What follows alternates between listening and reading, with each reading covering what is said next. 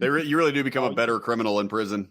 Like, why'd you get out? Because I learned how to fight. I'm the best fighter in there now. Oh, good. Right? You came out with some good marketable skills, I see, to get back in the job force. It's like the movie Blow, literally.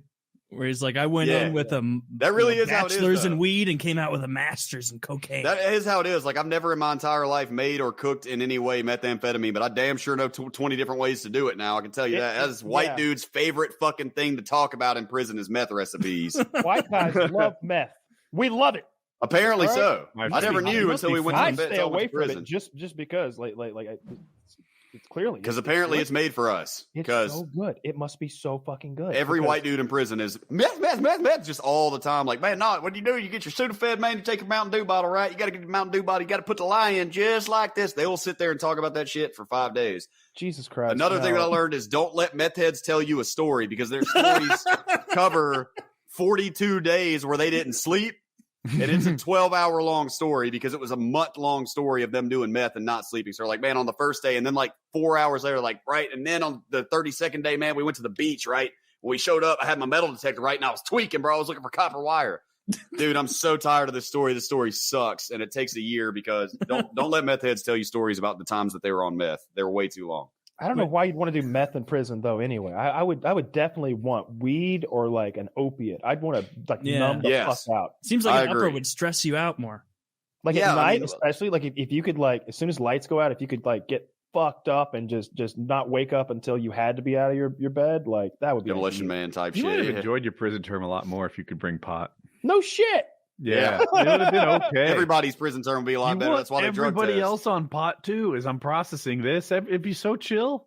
The tweakers in prison actually do cool shit, though. I saw a dude take apart and remake an entire radio with speakers in his cell. Like, he put up ghetto speakers that he built into these little boxes. Like, he had these plastic boxes from commissary, and he built working speakers, hung them up by his door, and when you'd open the door, it was automatically like you come into just Slick Rick, rat-a-tat-tat-a-no, the cop scattered, and it's just bumping, rattle in the cell. And you're like, this is actually kind of cool. And he's over here like, yeah, man, that only took me like 4 hours, man. You know, check out.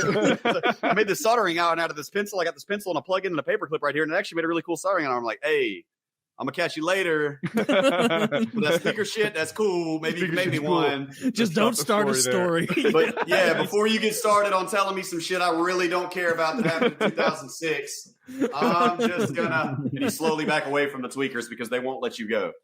That's so funny. And their cell would be spotless too because the door would lock at night. And now they've got like 7 hours where they have to be in this confined area and they're on meth and they're not sleeping. Like hand me the toothbrush, bro. You told us about your good roommate, the guy that you fought with and became sort of bonded to. Have any bad cellies? For the most part, I really didn't. Surprisingly, the only time that I ever got into an altercation with somebody that actively at the time was my cellie was my last cellmate ever when I went back on violation. And the dude was a really bad tweaker. He had a really bad meth problem in prison. And his hustle in prison was doing laundry. And he was the laundry guy. And he was really, really good at it, especially because he didn't sleep. And he had a keen eye for dirt being a tweaker. And this dude had a speech impediment, was missing his front tooth, and was one of the goofiest, little saddest humans you've probably ever seen. And I don't say that just because I got into it with the dude. We were cool after this, but he had a lateral lisp like William Murderface, you know, on Metalocalypse. The lateral lisp is when they talk like this. It's not a normal lisp like this. It's a lateral lisp where they do this with their S's. No, it's literally Sid from Ice Age. Yeah, Sid from Ice Age, exactly. Yeah, that's an example of a lateral lisp. And he had one real bad, and he'd be tweaking out of his mind over here telling me about all the meth that he was about to do. He'd be like, bro, guess what I just did? I just got a 2-booker. I just got a 2-booker from Frankie. Frankie hooked me up with a 2-booker. Oh my gosh, I'm about to break. Like, this dude had no business being in prison, but he was serving 10 years for cooking meth. The dude would not stop doing meth. And that would normally be okay. You know, I don't care. Do your thing or whatever. But this laundry hustle that he had our cell full of other people's dirty clothes all the time. That sucks. And if he didn't, have enough meth to get up and go, he didn't want to do them. He'd be putting it off till later. And I'm sitting in here with some dude's dirty, stinking ass underwears and socks sitting right by my bed, And so obviously we had to have a discussion about that. That's not why we ended up getting into it. We ended up getting into it because the dude was raised in a house full of women and he was used to saying stuff under his breath and being real snide and snarky. And that doesn't fly in prison. Mm-hmm. Saying stuff under your breath. People will challenge you on what you said under your breath. You don't get to mutter the last word as you walk away.